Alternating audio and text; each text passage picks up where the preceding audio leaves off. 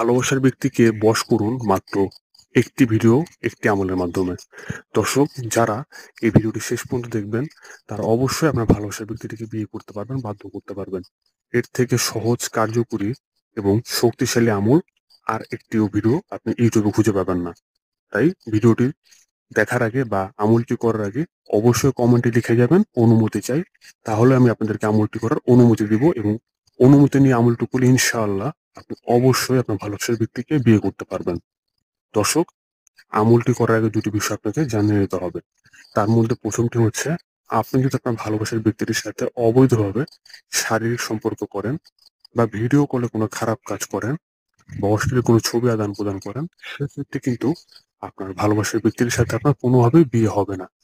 দ্বিতীয় বিষয়টি হচ্ছে, আপনার ভালোবাসার ব্যক্তি কিংবা আপনার উপর আগে থেকে যদি কেউ জাদুটনা করে রাখে বা বান মেরে রাখে বা জিনের কোনো প্রভাব থেকে থাকে, সেক্ষেত্রেও কিন্তু আপনার ভালোবাসার ব্যক্তির সাথে আপনার বিয়ে হবে না।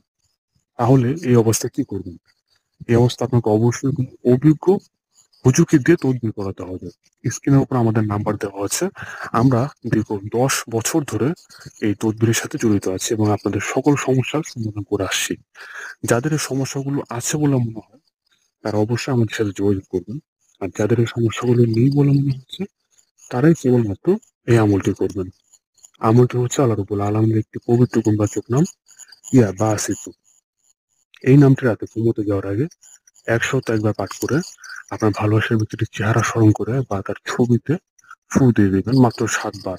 এইভাবে আমলটি করে দেখুন, ইনশাআল্লাহ অবশ্যই সে আপনাকে বিয়ে করতে রাজি হবে।